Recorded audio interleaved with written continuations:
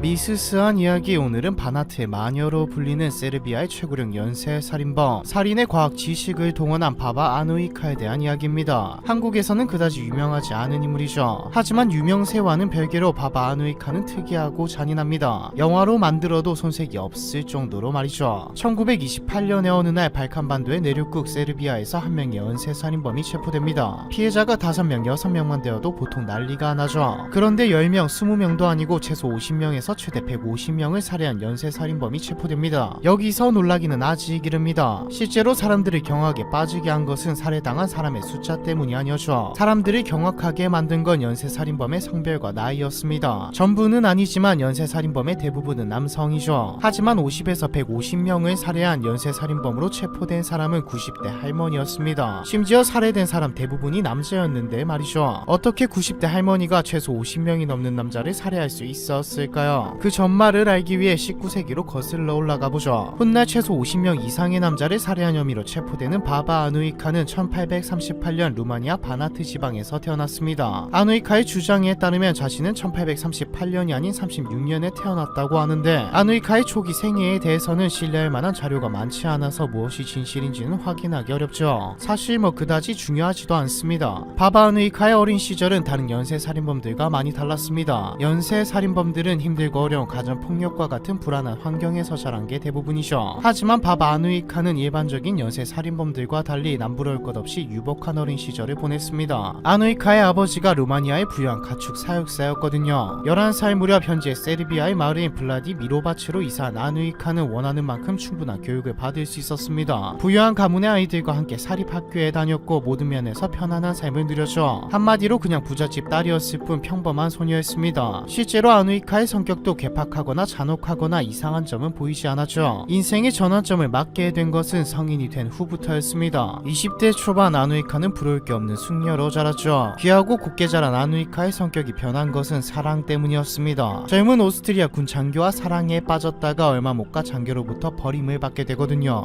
시련의 아픔이야 저도 여러분도 다 겪어보셨을 겁니다. 이별은 힘들지만 그렇다고 사람이 망가질 정도는 아니죠. 아누이카의 성격이 망가지게 된 결정적인 이유는 성병 때문이었습니다. 장교에게 버림받고 난 얼마 뒤 매독에 걸린 것을 알게 된 것이죠. 사랑에 실패한 후 병까지 얻은 아누이카는 이때부터 세상을 싫어하는 염세주의자가 됩니다. 남성 혐오증은 덤이었죠. 그리고 사랑 대신 학생 때부터 좋아했던 학문인 화학의 세계로 눈길을 돌립니다. 아누이카는 매우 탁월한 지능을 가진 여성이었습니다. 혼자 화학은 물론이고 의학과 언어까지 독학하였죠. 무려 5개 국어를 유창하게 구사했을 정도이니까요. 그렇게 몇 년간 세상과 거리를 둔 채 학문에 빠져 살던 아누이카는 시간이 흘러 또 다른 남자를 만나 결혼을 하게 됩니다. 무려 자신보다 20살이나 많은 농장 주인 남자와 결혼하여 11자녀를 두게 되죠. 자녀가 11명이 아니라 5이었다는 기록도 종종 보이는데, 한 가지 분명한 것은 아누이카의 많은 자녀 가운데 단 한 명만이 성인이 될 때까지 살아남았다는 겁니다. 많은 자녀를 먼저 떠나 보내야 했던 아누이카는 또다시 깊은 슬픔에 잠겼습니다. 결혼한 지 20년째 되던 해에는 나이 많은 남편마저 사망하여 아누이카는 거의 혼자 남겨지게 되었죠. 어쩌면 외로움 때문일까요? 그녀는 다시 학문에 매달리기 시작했습니다. 결혼 전부터 좋아하던 화학 공부를 이어가며 집 한편에는 실험실을 만들었죠. 그리고 직접 다양한 혼합물을 실험하기 시작했습니다. 얼마 안가 아누이카는 곧 동네 사람들 사이에서 치료사이자 약초학자로 알려졌죠. 아누이카가 병든 마을 사람들에게 자신이 만든 물약을 팔아 많은 돈을 벌었거든요. 하지만 아누이카는 얼마 안가 치료사가 아니라 음지의 살인마 마녀로 더 유명해지게 됩니다. 돈 버는 재미 그리고 연구하는 재미에 빠져 점점 논란이 많은 약물에도 손을 대기 시작했고, 자신만의 레시피로 치료 목적이 아닌 위험한 물약을 만들어냈거든요. 첫 번째 작품은 군 복무를 피하고 싶어하는 젊은 남성들을 위해 제작되었습니다. 아누이카는 이 남자들에게 먹어도 죽지는 않지만 징집을 피할 수 있을 만큼만 아프도록 특별히 고안한 혼합물을 팔았죠. 아누이카의 물약 제조 기술은 상당한 수준이었기 때문에 소문은 음지에서 점차 퍼져나가기 시작했습니다. 하지만 그녀에게 살인자라는 악명과 불을 가져다준 약물은 따로 있었습니다. 아누이카가 사랑의 묘약이라 이름 붙인 약물이었죠. 로맨틱한 이름과 달리 이 약물은 사실 독약이었습니다. 독약의 주 고객층은 다름 아닌 남편이 있는 기혼 여성이었죠. 남편을 남몰래 죽이고 싶은 여성들이 아누이카가 만든 사랑의 묘약을